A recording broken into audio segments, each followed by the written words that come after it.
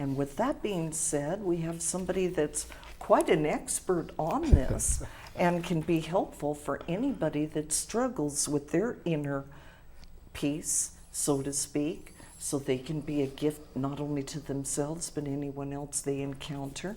And this is our Santa Barbara energetic healer, Michael Singer. Drum roll. Hi, Michael. Hi, Gigi. He's so brave to show up with me. We're dear friends at heart, so we have a good time together. We laugh a lot and bring each other joy and humor, to say the very least. Now, I know, Michael, that we're going to be talking about fear or joy, and it is a person's choice. And so, a little bit about Michael.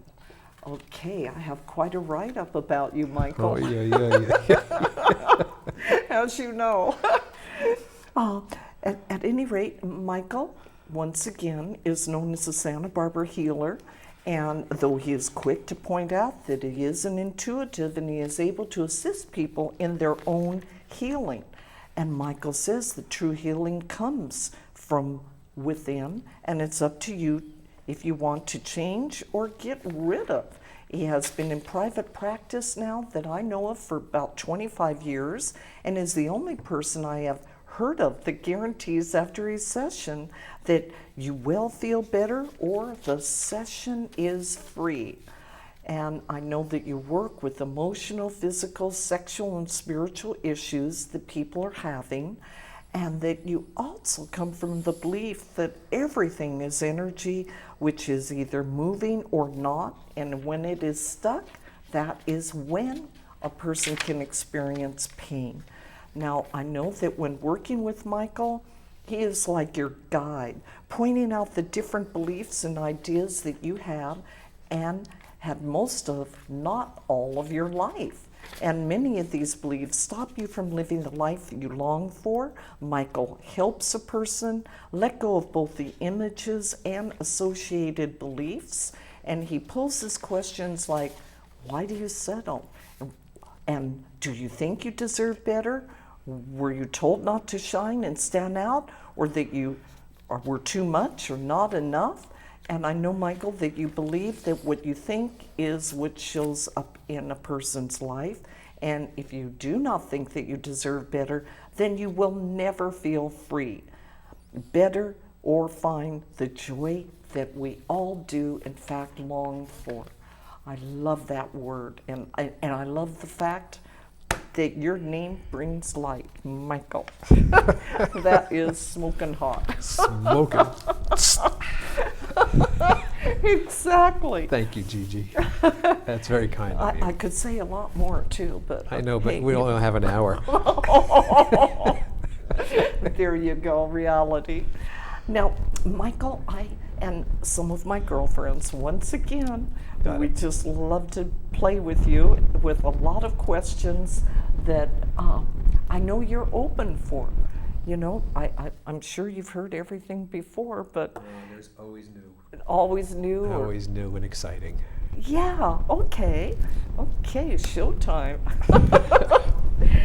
So the big question that everybody wants to know about, in your opinion, what causes chronic anger in a person? Chronic anger is, well, like you started out, my belief, everything's energy. Yes. So if it's chronic, it's been going on for a long time. If there's anger, there's a deep childhood wounding, because my belief is between conception and 7 or 8, you're wounded. So there's thoughts, images, beliefs that we hold on to that keep going on and on and on. And I work with people literally in the womb. They've been wounded with the yelling and screaming or hearing different things or being there. So chronic anger, I think when I sit with it, there's a point of, I think, not moving the energy of not being able to express your feelings, not express what you want. You're told it doesn't matter. I have one girl who's like, mother told her for years, shut up.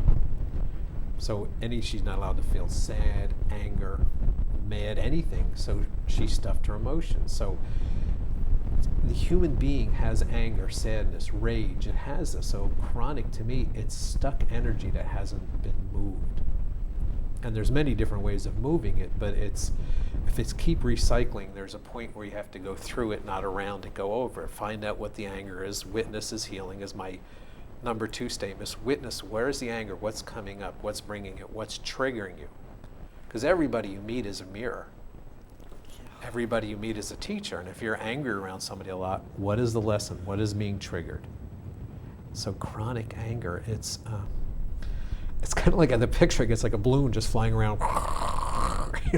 Eventually you got to run out of air or stop. Yeah, what comes up with me when I think of the word itself is like danger, because that would affect every cell in your being. Yes, chronic anger, and it could be fear, could be a lot of different things that are bringing up anger, but I think there's a point of not expressing that's being held down. So your anger, nobody's listening to me, nobody's seeing me, nobody's hearing me, nobody cares. Why don't you care? I mean, we scream at people, and I'm going, well, why don't you start caring about yourself? What do you need? Because if you don't learn to take care of your own needs, there's a demand for the other. And when you put a demand on the other, they will never fulfill it. Well, that's a huge piece. That's very powerful right there. Oh boy, set yourself up Joy for or fear? Well, we could throw an anger in there too, but I think anger is fear-based. That's my next question. You beat me to the punch here. Well, it is. If you're afraid to speak up, you're afraid to say your truth. I believe most people are honest, but I believe most people don't speak their truth because we're so busy being polite and nice. So if somebody did something, we carry it around, and all of a sudden, if you're in a relationship with somebody and all of a sudden 3 years later, 3 years ago you did that, and they're going, oh my God, you're holding on to that? Yeah. It comes up because it wasn't expressed in the moment. And if you make I statements, I was hurt when you said that. I, instead of you're an idiot, which is easy to do, you screwed up, you do you. But if you go, I was hurt when you said that, it wasn't nice, it wasn't polite. So moving energy. It would be best then, would you recommend for people to address what's put out on the table in the moment, perhaps, if there's... Yes, and sometimes that's, you know me, I have number 1, 2, and 3. 1, everything's energy. 2, witness is healing, bringing compassion. And number 3 is stop, pause. It's just check in and see how it feels. And you could tell somebody, give me a second, that didn't feel right, and I'm not sure why. And then you track it down. It's like when you ask the question, the first thing I did is went inside. I want to track it rather than just go, there's an answer. Just track what's going on. Oh man, I'm being not listened to. You narcissistic idiot, you're just all about you. What about me? There you go, the labels. Oh, yeah. Okay, well, jumping into another, let's say, arena. Have you ever heard that intimacy starts in the brain? It's an interesting question. I'm not sure where intimacy starts. Well, if I go with my tuning into intimacy, it's an energy field. And I think on some level, there's a heart connection. And the brain is where the fear or keeps you away from it. So this intimacy doesn't have to be sexual. Intimacy can be this amazing relationship of just heart-centered clarity and speaking your truth. And when you're around somebody, you just have joy and laughter, and there's honesty, and there's a energy field that shows up. And it's very fragile. Lying, not speaking the truth. It could be even looks. Little things can break it. But I believe intimacy takes trust and time. I agree completely, Michael. Right. Yeah, I just can't disagree what you say, you know? Well, you're welcome to. I'm not attached to being right. I'm attached to following it and then seeing what's going on. Exactly. But I just, when you ask the question, I just want to follow it. Well, how does that feel? Intimacy, huh? Because I don't want to figure it here. I want to go, well, that's a heart connection. Yeah. You know, you can have intimacy with coworkers, with your children, with stuff. But people always label, and I hate labels on some level. Intimacy is, we have great sex. That's intimate. No, it's not. You have great sex. That's a little different than intimacy. Where's the cuddling afterwards? Where's the spooning? Where's the trusting and relaxing yourself to be held? Instead of having the fear of going, well, we can only get so close. And fear does get in the way a lot, of course. Yes. Oh. It's normal to have fear. I've never told anybody in all the years I've done, don't be afraid. But witness it, feel it. Step into it, hold it a little longer. False evidence appearing real. It's always from the past wounding about the future. I'm afraid of the test. I'm afraid of the date. Well, just breathe into it. Just have the fear and do it anyhow. Yeah. It's like you've heard me say many times, what are you committed to? What are you committed to creating, bringing into your life?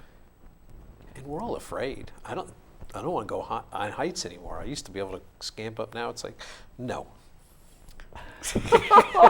Yeah, we can change too. Yeah, as we get older, I want to stay close to the ground. I like to lay on it. That's how close I want to be. Something's in the tree, it's staying there. Oh my goodness. Okay.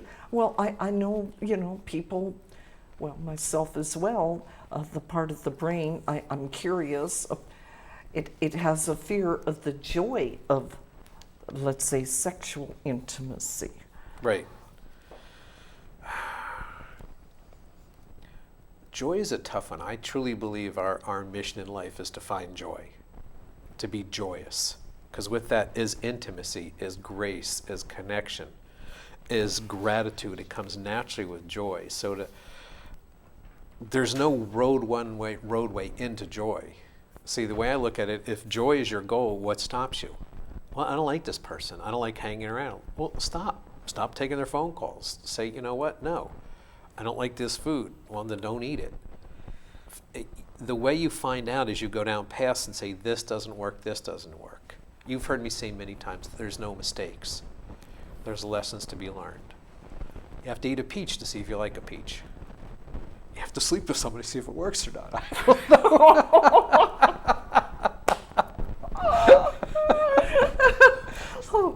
Okay, we're going to go somewhere else now. Why? I like it there. It's nice to see you turn red. That's the tablecloth, yes, thank you. Okay, so what suggestion, actually, I think you touched on this already, is this technique for a person to get their inner joy flowing? Number 3, slow down. Check out what your needs are. Someone says, do you want to go to dinner? We're going for Thai food. And you go, oh yeah, and then if you slow down, check in, no, I'd like Mexican tonight. To me, it's the littlest, bitty, smallest things. I like this tea. Well, let's go have coffee. No, I want this. It's going in and checking out what your needs are and then voicing them. And I truly believe that it's an inside job. It is. But it starts from checking in within here. I believe there's 2 energies, your head and your heart. So joy's going to come from here. Your head's going to be, you're not good enough, pretty enough. You shoulda, woulda, coulda. Why are you going out with this? Da da da. All the beat up will never give you joy. That conversation will stop you. Take a breath, check in. Yeah, it sounds good. Let's go for it. Yeah. There you go. I like that. It is the little itty bitty things. We blow off the little bitty things. When I put somebody on my table to do hands-on healing at the office, I always ask, would you like a sheet or a blanket? People go, it doesn't matter. And I go, it actually does. The little things that we blow off naturally because we were told as a child that our thoughts doesn't matter. Just shut up, take this, take the blanket, take this. It's just the little things matter. When I come home, I put on slippers. They're nice. Yeah. They're nice. They make, or take off my work clothes and put on something that's like comfortable and old and raggedy, but it's just comfortable and I feel better. So that brings joy, just the little things. It's, you're great, here's a car. So you have joy with the car for a little bit. Eventually that doesn't sustain the joy. It's the experiences of being in the car or buying or shopping. It's the little things. It's when I make for breakfast. I make a shake some mornings and I'm like, oh, this is so good. I'm like taking it to work too, you know? Yeah. Joy is, it's an inside job. It's kind of funny, but it is. It comes from the heart. Yeah. And that's checking with your heart. And the way you feel matters. I have so many people, they go, no, I'm taking care of everybody else, my mother, my brother, my husband, my wife, my cousin. And I'm going, slow down. Where are your needs being met? There's so many times I'll ask a client, what do you need? And they'll sit there and go, they don't know. No one asks them. So ask yourself, what do I need? To be joyful in every ordinary moment. Sure. Sorry, I'm just playing with you.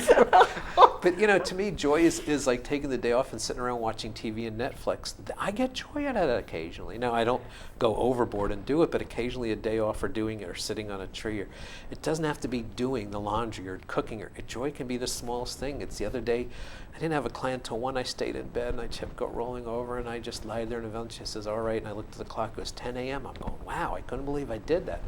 There was joy that I had that space to do that. I understand. Yeah, so it's the little things. Yeah. Oh my. And I think we don't really pay attention to the little things. No, because we're caretaking. What do other people think? What do the neighbors think? I was raised, you know, who cares about the neighbors? You know, how's this going to look? What are my friends? It's like, what. It's like, forget Yeah. what. That's it here. It's here. Oh. We're going out to dinner, da-da-da. No, I'm putting on my robe and doing some tea tonight. You know, a little piece of Nice. pie or something. You know, it's, or going out. If that brings you joy, I'm not saying don't, but check in. It's like one of my statements, your needs matter. That's huge, Michael. Right, especially if you're a parent. Mm. If you have a partner, if you've caretaken your parents, if you literally start caretaking your parents had mental problems or they were drunks or the stuff. So as a children, we start caretaking to make it safe for us to survive. The abuse, the yelling, the screaming.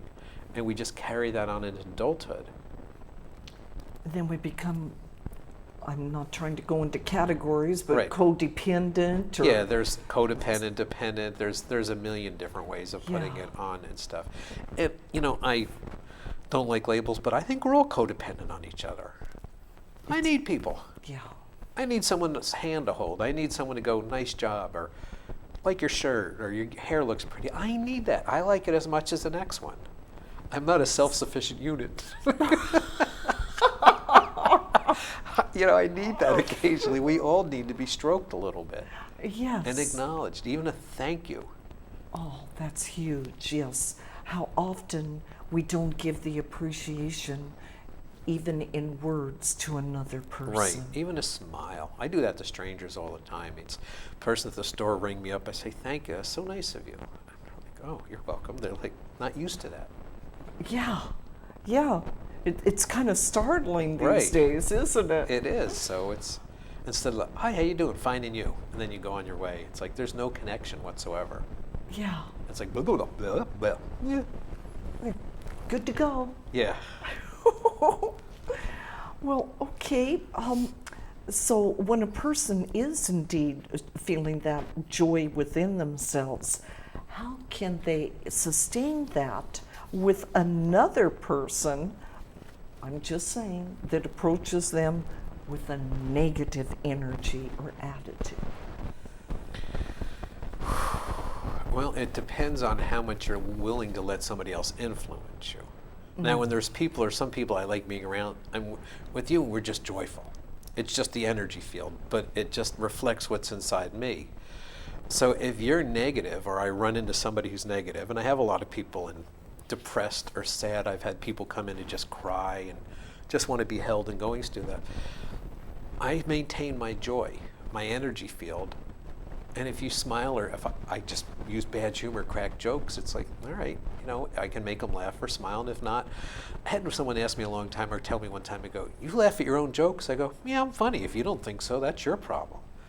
Perfect. So it's a conscious choice. Now, yeah, if somebody's dies or grieving, or do you know what I mean? You can still hold a lot of space and do it, but you can still hold joy within yourself. It's an energy field that nobody can take from you. Now, I can have joy and still be sad. I can have joy and have a headache. I can have joy and want to strangle my daughter. She's watching. No, she isn't. She's graduating tomorrow. The last thing she wants to do is check out what I'm doing. So joy, try to label it as being happy, and I don't like happy. I can be joyous and wake up in the morning and have a rough night. So it's somebody else's energy. I think it's a conscious choice to let them influence you. I know that I often have over the years said, I'm not going to allow anyone to steal my joy today. And then you go outside and someone ran into your parked car and you're going, all right, you're screwing with me, aren't you? This is another test. Yes, it's another lesson. Yes. We're human. Yeah. We can be angry is healthy. People don't get that. Don't ever be angry. Really? Yeah. And then that's when they end up on your couch, right? Your table. Well, at my place or somebody going, this isn't working. Yeah. Because I have a tennis racket and mitts. I say, express your anger. Move it. Yell at me. Scream. Just use one of those bad words I'm not allowed to say tonight. The fun words, some of my favorites. But I'm not allowed to. I was pre-warned before we started. See? Good boy, Michael. Best behavior. Oh my goodness. So in this process of life, how do we really, truly be vulnerable, but also be able to protect our world? Your friends have good questions. No, they are. Yeah, we were up half the night. No, I like these. Vulnerability on some level goes to this illusion that people have of security. I don't feel safe in the world. I'm not secure. And it's an illusion because security, safety, it's like I'm saying tonight, I guess it's an inside job. So if your vulnerability is opening up the heart, and we've done that many times to many people, and we've been wounded, so we shut down. I think opening up a heart is very, very scary. Because as a children, we're very open, and then we get yelled at, screamed out, don't stand out, don't do this, and we get shut down.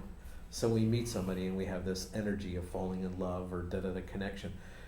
There's a lot of fear opening up. And so you have to do it with checking in with your heart at your level and your speed.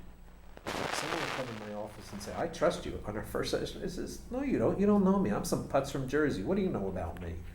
It takes a little time.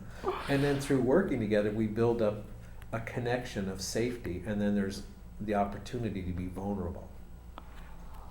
So I look at it, if we work together and then you learn to hold vulnerability, you can go out into the real world in relationships and allow yourself to be vulnerable.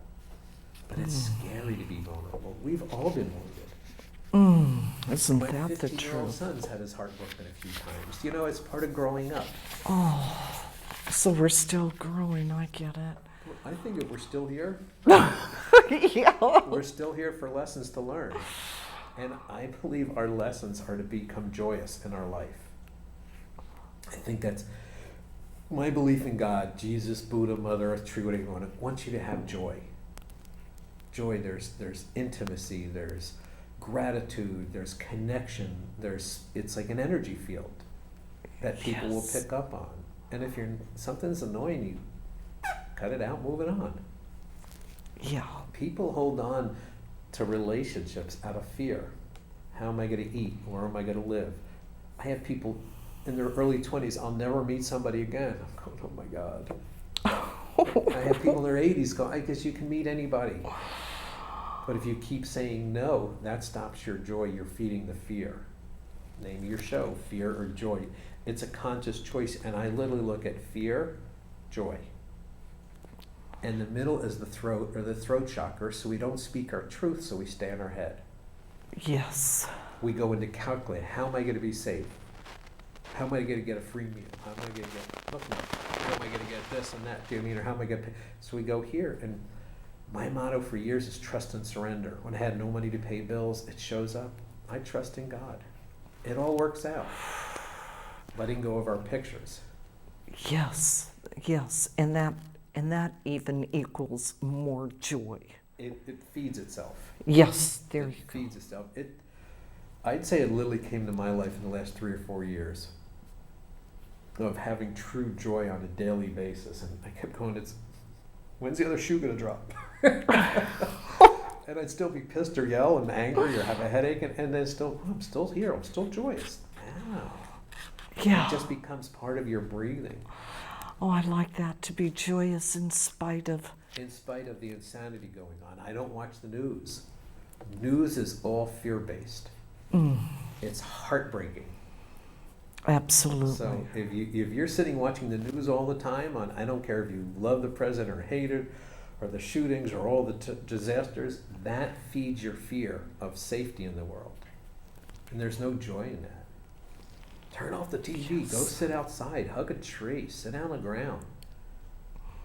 I hug myself. Hug yourself. Oh, hug a tree, it's amazing the energy you get. Yeah. They're cutting out the trees in front of my office. I've been hugging them and telling them goodbye and I'm sorry. Oh. It's heartbreaking. Oh my, a lot of wisdom there. Well, it is. They've been around longer than we have. Yes. Well, Michael, I think we're going to take a couple of minutes. I want to keep Fred, our director, happy in there. And we're going to go into a quick clip that actually you even brought forth to us tonight. I really appreciate that. Have you seen it? Yes, I okay. reviewed it. And it taught me once again, denial is just not a river in Egypt. We'll be right. Well, once again, the reality of what you are sharing with us tonight. Well, that was perfect. It was the Yeah. unmet needs that we as human beings place on somebody else. Our boss, our partner, our children, the waiter, grocery store, we have unmet needs. And if you're not taking care of your own needs, nobody can fulfill them. And so that leads me into, what about all of the expectations? Like, oh, you should know what I'm thinking. Yeah, I work with couples who have that all the time. Yeah. Expectations, I have a lot of Michaelisms. Expectations are killers. Every time you have an expectation, I guarantee 90 to 95% of them will never be met. And I'd probably say 80 to 90% of the time, we never express them. So how am I supposed to know that you like a do-do-do-do when I like do-do-dot? I'm not supposed to say those words, so. So it's unless there's an expectation of, well, you didn't call me. I didn't know I was supposed to. Why didn't you answer the text? Because you didn't tell me. These little itty-bitty things add up. Yes. And if we let them go and just say, you know, you didn't answer my text and I was hoping to hear from you. Oh, I didn't know that. These little itty-bitty things can be taken care of. Oh, I like that. But you add them up eventually and that camel goes, yeah. or the giraffe goes. Oh, the neck gets a little twisted. Okay. Right. It's a long way to pull it out of its wishwoogle. Well, Michael, you know, you're just incredible at what you do, and how you are so with people. Yes. I know that. Thank you. How do you do what you do? I'm on drugs. No, I'm just kidding. I smoke pot all day long. I mean, their body language, their aura, their energy, you can just tap in like, a little heavy, oh, kind of a dark cloud, oh. Well, it's, I've been working on, I've said this before, me. Yes. When I went to the Barbara Brennan School and I did shamanic training or court, I worked on what stops me. So if I haven't worked on my anger, my abandon, my sexual, my physical needs, how can I sit here and not know the energy field of yours? So when I sit there and not judge or criticize anybody, when you really come to my office, I guarantee you feel loved and held. There's a security, there's a safety going on. Because I've worked on myself and I don't put myself above anybody. You know that. I am not ego-based. I tell you what, I get just as much crap as you going on. I promise. I have a toolbox that I can pull my little tricks out of. But if you studied law or plumbing, I studied this wreck. So I can, when I work with other wrecks, I can go, oh, this is where you stopped. And then my belief is in doing so, I was able to tap into, because I think we're all intuitive, a universal consciousness that I think we all can if we slow down and check in and work at it. So when I can sit with somebody and go, well, at 3 years old, what happened? Because somebody really shamed you. And you'll go, oh my God, because my uncle da-da-da. And I don't know how I tap into it, but I know. And then there's an opportunity to shift that energy, to move it. See, people come to see me usually when they hit rock bottom of not this. And they don't know what the next thing is. They don't know. So not this is such an amazing opportunity to recreate everything. And as I've told many people, I'm not a therapist. I have people who go to therapists for years and blah, blah, blah, blah, blah, blah. They go and complain every week and they go home and they still feel the same. Yeah. They haven't moved energy. I go, let's move some energy. I'll put on music, we'll dance. You know, I have no idea what's going to go on. We'll laugh. I'll cuddle. I'll hug. You'll be on the table. Everyone says, what do your sessions look like? I says, I don't know, but they're about 2 hours long. I had this sweet, sweet lady came in today, 2 hours and 20 minutes. She just needed to be held. Just holding her, just hugging. She needed physical contact. And she'd checked my website out enough to know I was safe. Yes. And she said, just need to be held. She has body dysphoria, which we all have on many levels. Everybody actually has body dysphoria. And she's this sweet, beautiful woman with this amazing heart, and she carries such joy. Oh. And she just needed to be held. And I'm like, I'll hold you anytime. Yeah. Well, that's beautiful, Michael. Well, thank you. People can come to you with whatever uneasiness they have bubbling up inside of them. I work with couples, I work with parents with their children, I work with neighbors. I've worked with one neighbor and then the other or something. But it's just energy, and I'm able to see where is it blocked. And it's usually a lot of time here because we live up here. This is where it's safe. Can't do this, don't go down that road. If you spend that money, how are you going to pay this? And da-da-da-da-da-da. And it's by the time you're done, you're going, I got a headache. Of course you do. Right, right. How about a heart, love, joy? On the way over tonight, the clouds were sitting down on the mountains. And I just almost had a tear in my eye. It was just so beautiful. It's like the clouds, that's what I love about Santa Barbara, just rest on the mountains. They're just chilling. Yeah, yeah. And how many people don't slow down and go, wow. And I look up and go, thanks. Yes. Yes, you're an appreciation of anything and everything, and it helps to get that joy going. Helps within. feed it. Yeah. Right. But it's not going to come from here. Well, thank you for sharing that. See, he's so real. There's a little thing, it's like a 2-minute thing you can always do if you're feeling sad or down or something like that. You put your hand on your heart and you think of one thing you truly love. My teacher loved his dog. So he put it like, put the dog here. Mine is when I first held my daughter. And you put it here, you put it on your heart, and you just breathe it in. And you do that a few times, in 2 minutes, your whole energy field light, because you're actually breathing in love, that unconditional love, and it shifts everything. In the middle of the night, if I can't sleep, I'll put my hand on my heart and just bring that energy field in, because it's part of joy, is love, grace, beauty, security. Oh my gosh, so we could reflect on that for our own selves as well. It is. It's bringing your own healing in. Just think of a thought. I like put it on like a big sticker on my hand. I have that picture and just breathe it in. And I can literally, even if I do it now, I feel my energy field just settling.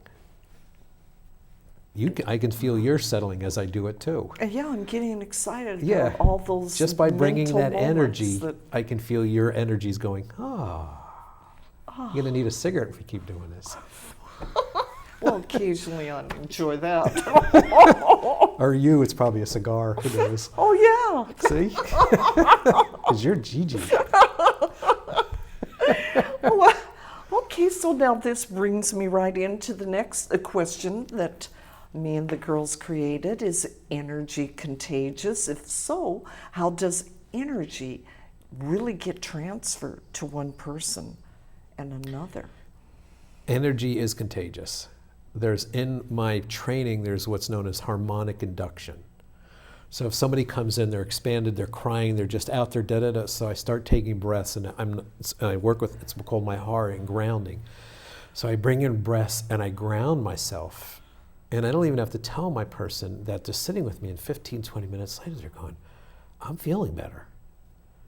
Yeah, I'm bringing in grounding. Or if they're like very sad or going through heartbreak, I bring in unconditional love. I bring in that energy field. So is it contagious? It's felt on subconscious levels. You can walk up to somebody and you know they're sad. Yes. You know what's going on. It's natural. I don't consider myself special. I'm just attuned to that frequency. Yes. So is it contagious? Yeah. If I come with somebody and I'm enjoying cracking jokes, they're going to be there. But if you have, what is it, a negative Nelly who's negative all the time, rah, rah, rah, rah, rah, eventually you're going rah, rah, rah, rah, with yourself. Then you go, man, that's no fun. So you realize, oh, bye, Nelly.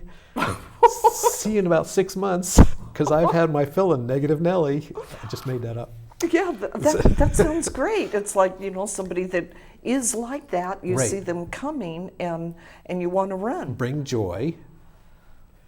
Do it, and then if it's not brings you joy to be with them, don't be with them. You have my permission not to answer phone calls, not to hang out, not to see people.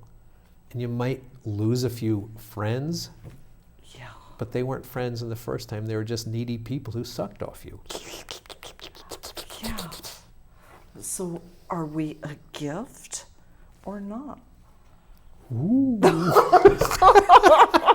What does that mean? Oh, like is my friendship and what I have to offer up or share with you? Is that If it's heart-centered, it is a gift. okay? And telling somebody something very direct is extremely painful. So if you have a true friendship, you can say, you know what, you're being a victim a lot. You're this and that, and I'm sorry, or how can I support you? So somebody that you have a true relationship with, you have that permission to say what you need to say. Oh, I like that. But that takes permission and a relationship field that you're sitting in, that you can express that. Yes. So the original question, yeah, other people's energy can affect you. Oh my goodness. It's, being around somebody who is mopey, who complains, who sits and every time you see them, they complain about their relationship. And my Fred's just not taking care of me and da-da-da, going on and on and on. After a while, it's like, you know what, do you want to shift it, or they like just complaining? Yeah. And you go, well, when I'm around you, I don't want to hear about Fred anymore. Let's do something different. I'm sorry you're in pain, but that's your choice to stick in the relationship. How can I support you? What do you need? Nice. And I have no complaints about No, Fred. no, I just chose that name because it popped in. I could call it Bob or Bill. It doesn't matter to me. Oh, so, in your opinion, energy never dies. No, we don't even die. Our spirit, our soul lives on. This body is going to die eventually. Yeah, that's part of our lesson. So energy never dies. We try and numb it. The pain, the sadness, drugs, alcohol, food, TV, sexual addictions, buying clothes, we try and numb it, but it never dies. We're just trying to feed our soul. So I'm thinking a lot of people perhaps may not believe that that we don't actually die. That's fine. That could end up having that fear factor really be. How many religions are based on you're going to hell? Oh, yeah. Really? Too many, yeah. My belief as being human is the hell. The physical stuff we have to deal with, the mental, the loss of somebody we love, the pain, the breakups. This is it. We go back into what we can call heaven, or that universal energy field of just joy. I've been to the other side. It's beautiful. That's why people don't come back. And why did you come back? I'm an idiot? No, I'm just kidding. Well, my task wasn't done. I knew that. I was there. I think I said before, we get gems in life, these experiences that we can't hold on to. I got the experience to know the truth. If I could live there every day, yeah, but I hadn't gotten married 4 or 5 times. No, I haven't gotten married, hadn't had kids. Didn't mean I haven't moved into my own private practice. So my task this lifetime is not complete. Very responsible, huh? Yeah, it sucks. But you have a more joyful heart in Right. that knowing. And I think that's what gets in the way for people that, like, they're angry, they can't get what they want here, but down the road, If you come to me in your anger, I go, great, be angry. Let's express it. Let's get out of the tennis racket or boxing glove. Let's yell and scream. Let's move that energy. Be angry. I have a guy I work with up in Canada, and his partner drives crazy, and it just drives him nuts. So he sits there, he hates driving with him. I said, next time you get in the car, tell him to drive as crazy as you want. Just do whatever you want, be crazy. And he said he just held on, and his partner did it for about 3 or 4 minutes, got out of his system, says, all right, I'm done. He gave him permission to drive crazy, and it was done. And he says, now I get in the car, and it's just fun again. He's not tailgating. He's not driving crazy, because I just said, do it. It's like I have people, I said, if you got anxiety, jump into the anxiety. Start doing jumping jacks. Scream, yell, instead of resisting it. It's just an energy field. oh, I like that. That's huge. Right. Don't be in denial of No. it. I've got another client who's so afraid he was told he was bipolar that he holds his life so tight. I says, go in the woods and become manic and crazy and just move it out. And you'll find out you're actually pretty normal. And he did it, and he goes, wow, I didn't go crazy. I didn't explode. I didn't, like, all these things that fear-based. It was just stuck energy he had to move. Oh my goodness. Okay, so no guilt over having, like a child. Oh, you're having a little temper tantrum? They want the attention, that's why they do that. They're literally screaming, hear me, see me. That's what Okay. attention, and adults have it too. Evidently. Yeah, you think? But they numb it with alcohol or food or other things. Well, okay, so to get to the other side of the coin here, would you be willing to give us an example of how we would be thinking and acting from a joyful heart? From a joyful heart. Okay, last month, my daughter ran into my car with her car. Okay. Intentionally? No, I'm teasing. No, she was being a typical teenager. Unconsciously. So I don't know if it was joyous, but in that moment, because she called me up crying, and she was fear-based and falling apart. Yeah. In that moment, I had a choice of yelling, screaming, going nuts, throwing a temper tantrum, which I would have done in the past, or going to, it's okay, I don't care about the car. It's okay, are you okay? And she says, yes. I says, the car's gonna be fixed, I don't care about it.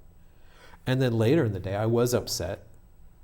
I mean, I got $1,200 worth of damage done. But I didn't bring as much joy, but I allowed myself to go, this is a lesson of learning, letting go. What's more important to me, loving my daughter or being pissed over a stupid car?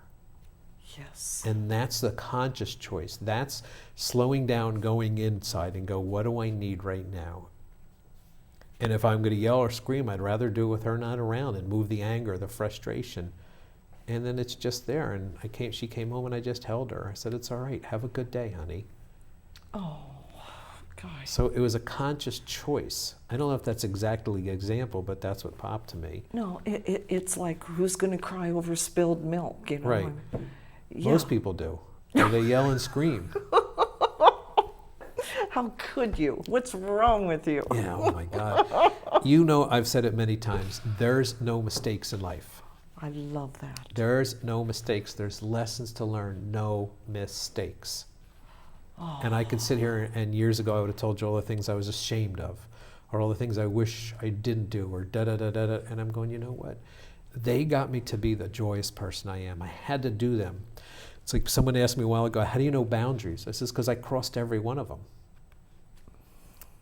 Bad, wrong, no, that's how I learned. That's how this lady could come in today and I could just hold her and hug her and hold a safe, sacred boundary of she's an amazing woman.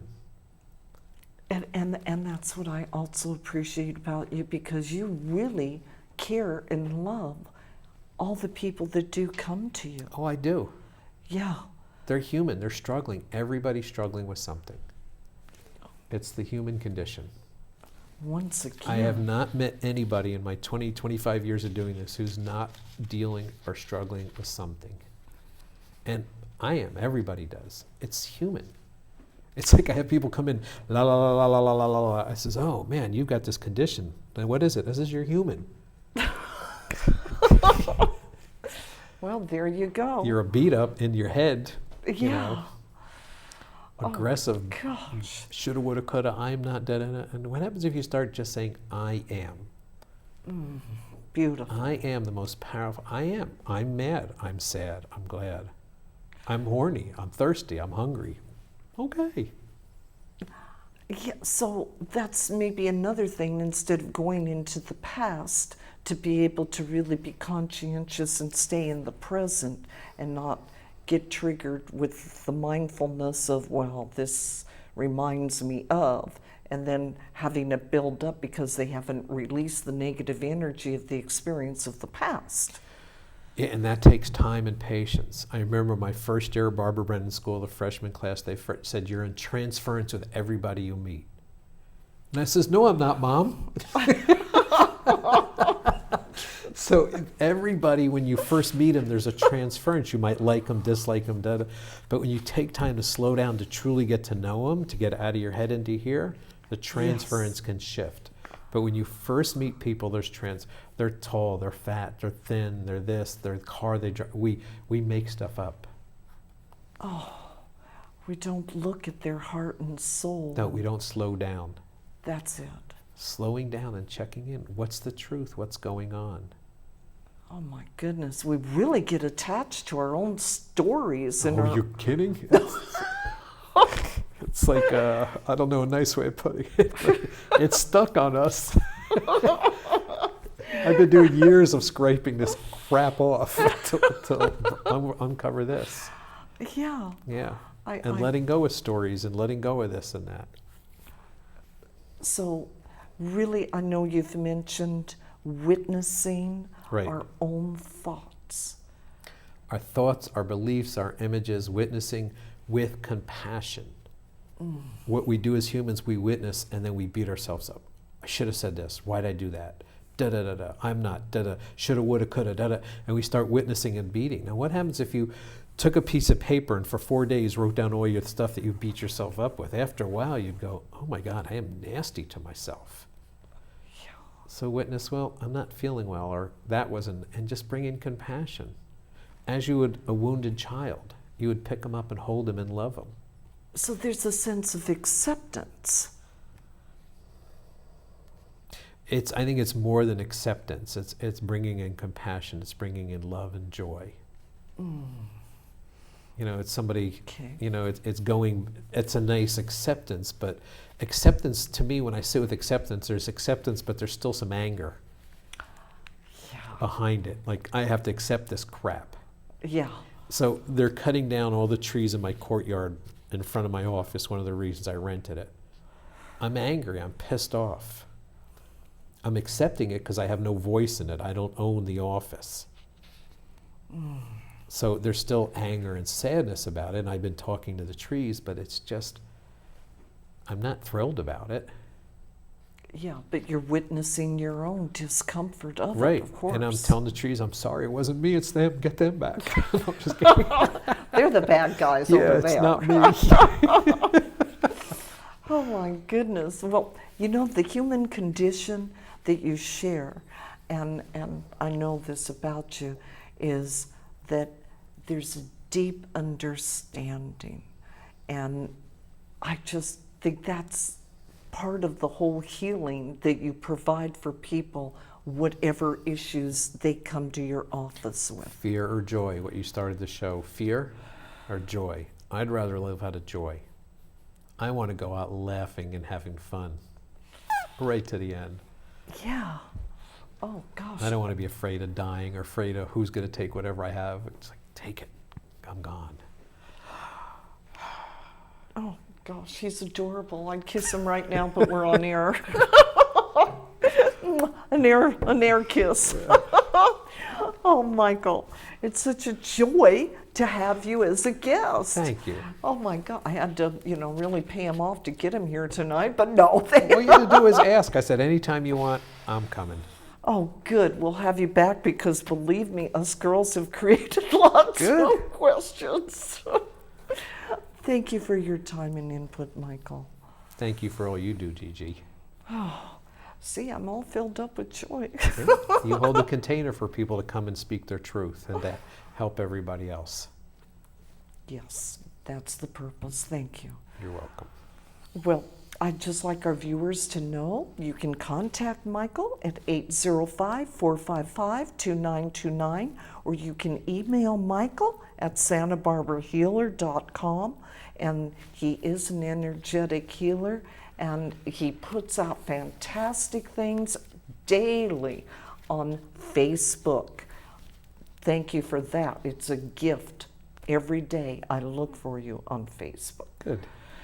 Now, as far as this show, coming back to my reality here, we're going into our actually 14th year, which is quite a surprise. We started way back